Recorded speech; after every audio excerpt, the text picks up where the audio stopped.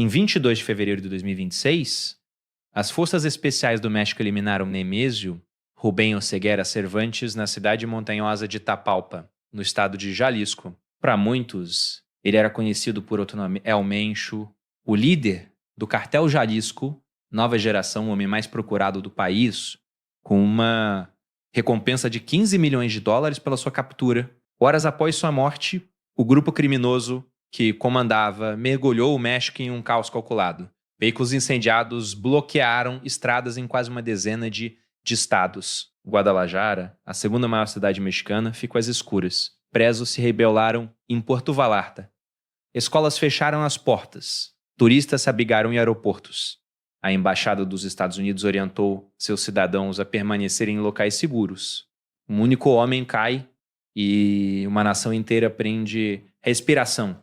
Assim se construiu a trajetória que o levou até ali. Nemésio Oseguera Cervantes nasceu em 17 de julho de 1266, na região da Chacalhente, em Michoacán, uma área rural e pobre, onde a vida era dura e as oportunidades escassas. Sua família cultivava abacates. Ele tinha 5 irmãos e abandonou a escola ainda no ensino fundamental para trabalhar na lavoura.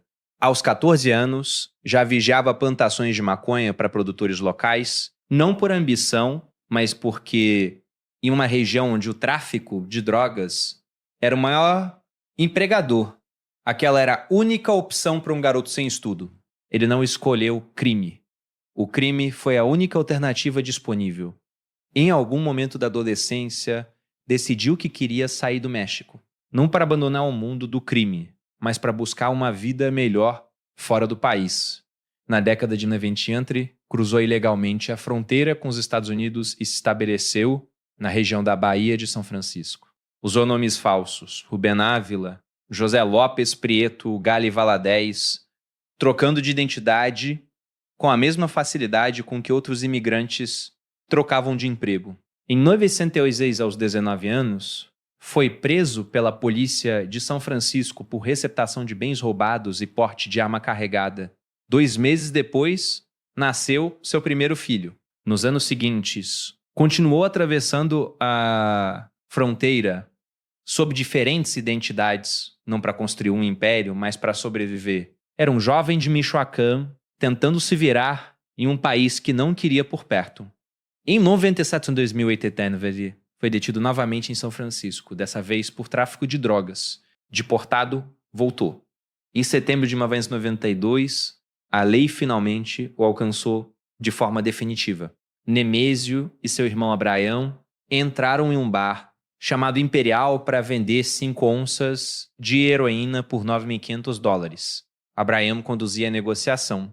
Nemésio ficava de olho nos arredores. Aos 26 anos, já tinha faro suficiente para desconfiar da situação. Notou que as notas estavam arrumadas de forma suspeita e, em uma conversa interceptada por escutas telefônicas, alertou o irmão para nunca mais negociar com aqueles homens. Eram policiais disfarçados. 3 semanas depois, os 2 foram presos. Nemésio teve que tomar uma decisão difícil. Se enfrentasse às acusações e perdesse Abraham, que já tinha condenações anteriores por tráfico, provavelmente pegaria a prisão perpétua. Seus advogados foram claros. Um julgamento por júri era uma aposta perdida. Então ele aceitou o acordo e se declarou culpado. 5 anos de prisão, cumpriu 3 no presídio de Big Spring, no Texas, um local lotado de imigrantes sem documentos. Quando saiu em liberdade condicional, foi deportado. Tinha 30 anos, um histórico criminal nos Estados Unidos. Nenhuma formação, nenhum dinheiro e nenhuma perspectiva. Voltou ao México e fez algo que ninguém esperava.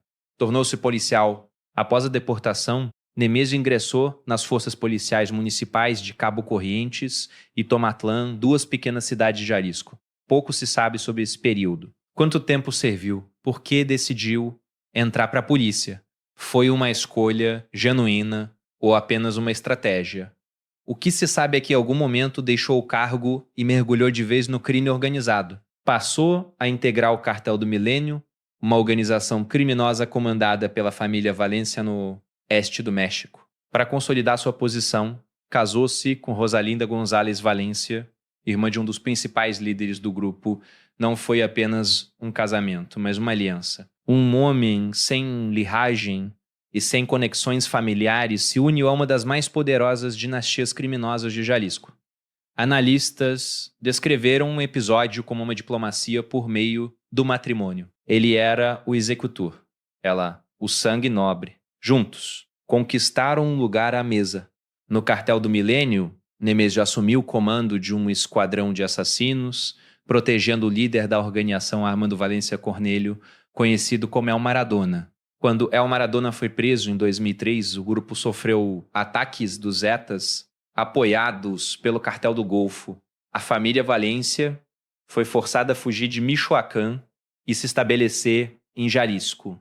Em Guadalajara, Nemésio e o Cartel do Milênio formaram uma aliança com o Cartel de Sinaloa por meio de um casal influente, Ignacio Nacho Coronel. Sob o comando de Coronel, Nemésio passou a gerenciar operações de tráfico, finanças, execuções nos estados de Colima e Jalisco.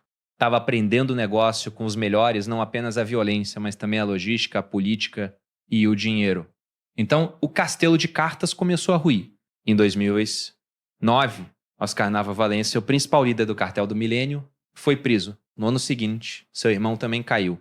Meses depois, Nath Coronel morreu em um confronto com o exército mexicano. A estrutura de poder que Nemésio havia ajudado a sustentar desmoronou em menos de um ano. O Cartel do Milênio se dividiu em duas fações. Uma apoiava um homem chamado El Pilo como um novo líder. A outra, respaldada pela família Valência, defendia Nemésio. A divisão se tornou violenta. O grupo que escolheu Nemésio deu origem a algo novo. O Cartel Jalisco, nova geração, o CGNID, com ele no comando. O que Nemésio construiu na década seguinte não tinha precedentes no México desde o auge do Cartel de Sinaloa. O CGNG não se limitava ao tráfico de drogas. Declarava guerras de uma escala que fazia outros grupos parecerem operações locais. Atacava rivais, policiais, militares e políticos com a mesma brutalidade. Em maio de 2015, em resposta a uma operação de segurança do governo, o cartel montou bloqueios simultâneos em várias cidades e derrubou um helicóptero militar mexicano. 3 soldados morreram. Era uma mensagem clara. Podiam enfrentar o exército e vencer.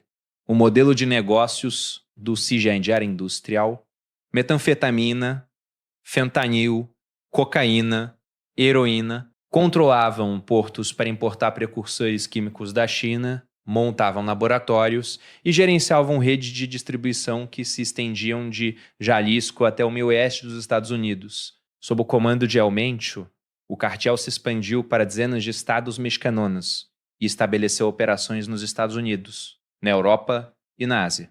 A DIE o classificou como uma das organizações criminosas mais poderosas e de crescimento mais rápido do mundo. El Mencho comandava tudo com mão de ferro. Ao contrário de El Chapo, que dava entrevistas e construía túneis com trilhos para motocicletas, ele era uma figura quase invisível. Existiam pouquíssimas fotos suas. Não buscava holofotes, mas controle. Exigia lealdade absoluta e punia a traição com uma crueldade que se tornou a marca registrada do cartel. Corpos de membros desleais eram deixados como recados. Faixas eram penduradas em pontes. Vídeos de execuções eram divulgados nas redes sociais. A violência era estratégica. Cada ato de terror era uma mensagem enviada a competidores, delatores e o próprio governo. Sua família estava profundamente envolvida na operação. Seu filho, Rubén Oseguera González, conhecido como El Menchito, ocupava um alto cargo no cartel antes de ser preso e extraditado para os Estados Unidos. Sua filha, Jéssica Joada González, foi detida no ZEOA por transações financeiras ligadas à organização. Sua esposa, Rosalinda, foi capturada no México em 2022. Os pilares mais próximos a ele foram removidos do tabuleiro. Mesmo assim, ele continuou operando. A caçada se intensificou. O Departamento de Estado do ZEUA ofereceu uma recompensa de $15 milhões por sua cabeça. A DE o incluiu em sua lista dos mais procurados Em fevereiro de 2025, durante o governo Trump, o CGNG foi designado como organização terrorista estrangeira. Realmente se tornou o alvo número 1 para ambos os países. Ele sobreviveu desaparecendo. Relatos o colocavam ora nas áreas rurais de Jalisco, ora em Michoacán, Nayarit ou Colima. Era protegido por mercenários com um treinamento militar. Mudava de esconderijo constantemente. Comunicava-se apenas por intermediários. Em 2020, surgiram rumores de que sofria de insuficiência renal. Alegava-se que havia construído um hospital clandestino na comunidade de Eliasevati para tratar da doença. Em 2022, analistas de segurança notaram que não era visto em público havia anos. Alguns especulavam que já estava morto. Não estava. Estava escondido. E doente. A pressão aumentou. A presidente do México, Claudia Sheinbaum, sob forte cobrança do governo americano para apresentar resultados contra os cartéis, concedeu às Forças Armadas Mexicanas autoridade ampliada para perseguir líderes criminosos. Equipes dos Navy SEALs, dos EUA, teriam treinado a unidade de forças especiais mexicanas que, mais tarde, o encontraria. Agências de inteligência americanas forneceram o que o Ministério da Defesa do México descreveu como inteligência complementar. O cerco se fechava. Então veio o golpe. Na manhã de domingo, 22 de fevereiro de 2022, as Forças Especiais Mexicanas lançaram uma operação em Palpa, uma pequena cidade nas montanhas a cerca de 2 horas a sudoeste de Guadalajara. Era o coração do território do CGNE. Os soldados enfrentaram resistência armada e um tiroteio irrompeu. 4 membros do cartel foram mortos no local. Outros 3, incluindo Elmenteu, ficaram feridos. 2 foram presos. O exército apreendeu veículos blindados, lançadores de foguetes e um arsenal de armas. Elmente ainda estava vivo quando o retiraram do esconderijo. Ferido. Foi colocado em um helicóptero para ser transferido à cidade do México. Morreu durante o voo. Tinha 50 a 80 Zeus, passaram cerca de 30 deles no crime organizado. Construíra o cartel mais poderoso do México. Tinha uma recompensa de 15 milhões de dólares sobre sua cabeça. E morreu em um helicóptero militar em algum ponto entre as montanhas de Jalisco e um hospital que nunca alcançaria. A reação foi imediata. Em poucas horas, o CGNG desencadeou o caos coordenado por todo o país. Homens armados incendiaram veículos e bloquearam rodovias em Jalisco, Colima, Michoacán, Nayarit, Guanajuato e Tamaulipas. Em Guadalajara, caminhões em chamas paralisaram as principais vias. A cidade ficou em silêncio. Civis trancaram suas portas. O transporte público foi suspenso. O governador Pablo Lemes orientou os moradores a permanecerem em casa. Em Puerto Vallarta, destino turístico e futura sede da Copa do Mundo, colunas de fumaça se erguiam no horizonte. Presos se amotinaram em uma prisão local, matando um guarda. No aeroporto internacional de Guadalajara, houve relatos de um atirador ativo. Vídeos mostravam turistas correndo pelos terminais. A American Airlines flexibilizou taxas de remarcação para passageiros. A Embaixada do EUA emitiu ordens de abrigo no local para cidadãos em vários estados. A Embaixada do Canadá aconselhou seus nacionais em Porto Vallarta a se protegerem. Um membro da Guarda Nacional morreu em Palpa durante a operação inicial. Outros 6 foram mortos em Zapopan, nos arredores de Guadalajara. Um agente da Procuradoria Estadual foi assassinado na capital de Jalisco. Escolas foram fechadas em diversos estados no dia seguinte. A mensagem do cartel era clara. Vocês levaram nosso líder. Nós podemos paralisar a nação. E agora, realmente está morto. Seu filho cumpre pena numa prisão americana. Sua filha está detida no EUA. Sua esposa foi presa no México. Seu irmão está encarcerado. A linha imediata de sucessão está vazia. Não há um herdeiro óbvio. Analistas de segurança já comparam a situação ao que ocorreu após a prisão de El Chapo. O cartel de Sinaloa se fragmentou em fações rivais, transformando estados inteiros em zonas de guerra. O CGNG, porém, não é uma organização pequena que desmorona com a morte do chefe. É uma rede expansiva com comandantes regionais, infraestrutura financeira, cadeia de suprimentos internacionais e milhares de operativos armados. O cartel provavelmente se dividirá.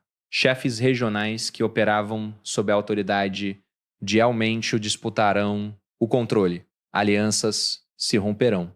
Territórios serão contestados. A violência que explodiu no domingo é provavelmente apenas o primeiro capítulo. O México já passou por isso antes. Toda vez que o governo derruba um líder do tráfico, a celebração é breve e as consequências longas. A guerra civil do cartel de Sinaloa após a prisão de El Chapo ainda produz corpos. A pergunta nunca é se o cartel sobrevive, mas quantas pessoas morrerão enquanto ele se reorganiza. Nemésio Oseguera Cervantes nasceu em um povoado miserável de Michoacán. Colhia abacates. Abandonou a escola na 5ª série. Cruzou ilegalmente para o Zeu ainda, adolescente. Foi preso vendendo heroína em um bar de São Francisco. Aceitou um acordo para livrar seu irmão de uma prisão perpétua. Cumpriu pena em um presídio no Texas. Foi deportado. Tornou-se policial. Virou assassino de aluguel.